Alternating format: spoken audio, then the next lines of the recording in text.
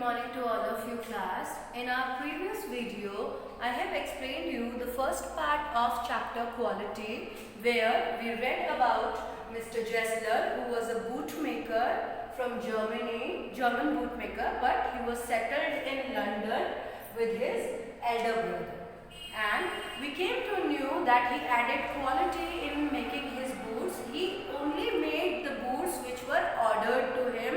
There were no pre-made boots in his shops. He used to make only the boots which were pre-ordered, and he was very hard-working, dedicated and very sincere and honest towards his work.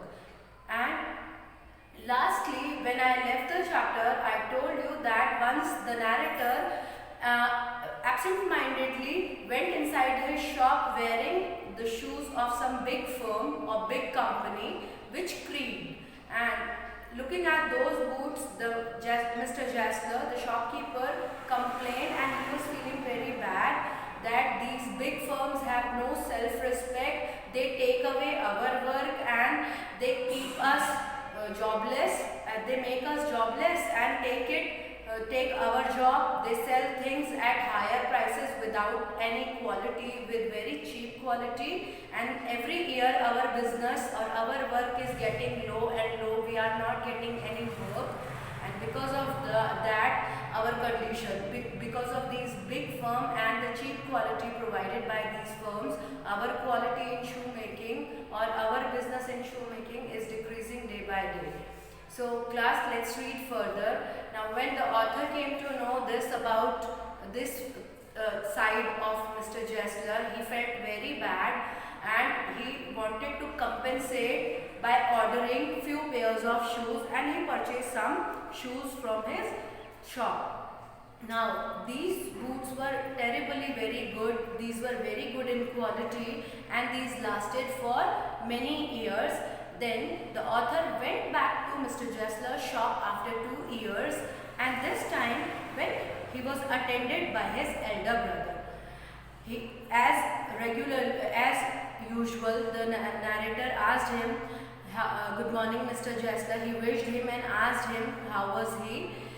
Mr. Jessler replied, "I am good, but my elder brother is dead."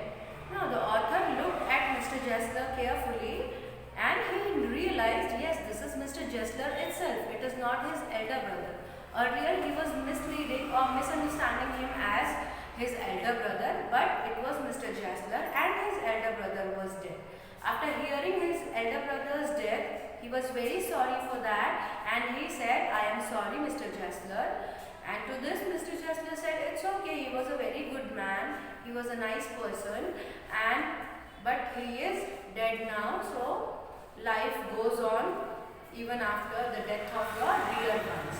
Now he again asked him whether the narrator wanted some shoes or not. The author, after coming 2 years later, he ordered many pairs of boots and these got manufactured or prepared within few days.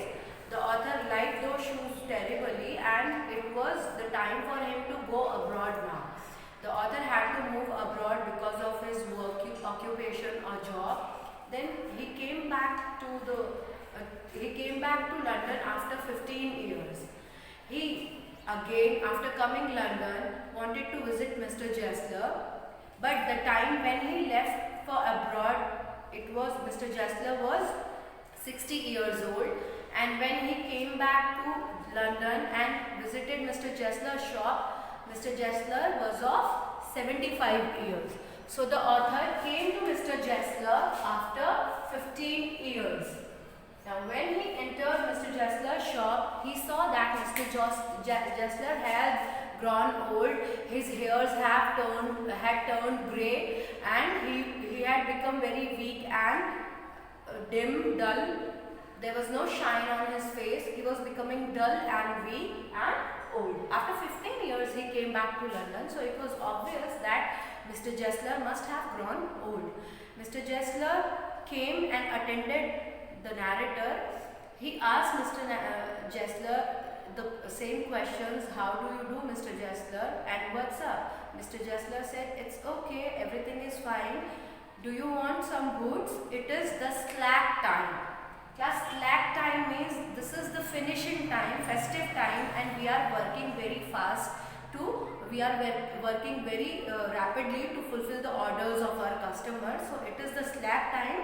Do you want any boots? The author was very pleased to hear this, and he ordered as many as boots of every type or every fashion. So he ordered those boots, and within few days these boots were ready, as it was the slack time. Okay. Now the author took those boots and went home happily after trying them one by one.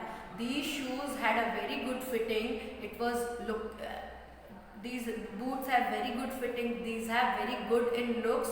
These were very good in looks, and they were very fashionable and cheap as compared to the big firms or big shops. So the author was very happy on getting those boots of different styles and different fashion at a very cheap price, and he went home happy. Now it was 1 week later, he was passing by that street, and he wished he should meet Mr. Jessler just to say him hi or hello. And he went inside, but there was the Jessler brothers boat was gone, and the shop was there was no sign of Mr. Jessler. The narrator was attended by some Englishman. Englishman means a man who was the native of England or London, and he said, "What can I do for you, sir?" Mr. Jessler, author asked, "Where is Mr. Jessler?" He said, "Mr. Jessler, this shop is owned by us now. We have taken over this shop, and now we are the owner of this shop. Mr. Jessler is gone." He wanted to know, but last week only I have got I got my ordered boots. Then the Englishman, the shopkeeper said, "Yes, it is very sorry to say, but Mr. Jessler is dead now." The author was very surprised and shocked at the news of Jessler's death, and he said, "Dead? How? How did he die?" The shopkeeper said, Englishman said, he died because of starvation, slow starvation, you know. He was so busy in making his boots that he forget eating. He just spent all his money in buying leathers and giving the rent of the shop, and his condition was very critical. He was actually died of slow starvation. He used to do making boots only. He used to sit in his shop, and whatever money he earned by selling these boots, he purchased the leather, and he spent all the money he got from selling these shoes in giving the rent and purchasing the leather. So this way he was so busy, or he was so dedicated in fulfilling the promises of his shop, his boots, that he forgot eating, he forgot everything else than making boots, and because of that he died. The narrator was not at all ready to believe that he died of starvation, but it was gone, and the shopkeeper once again offered, "If you want to see or have a look at the shoes, we can show you the same things." But the author was not at all interested in shoes. He was much more interested in Mr. Jessler and his death, and he was feeling very bad. And before leaving the shop, he said Mr. Jessler was really a very good man, and he made the best quality shoes or best boots in this town. So class, this is the chapter. What you have to do at home, you have to watch both the videos carefully, try to understand the chapter, and clear your doubts in our Zoom class if you have any, and try to solve out the question answers. Have a look at the question answers and try to solve it after watching these videos. That's it for today, class.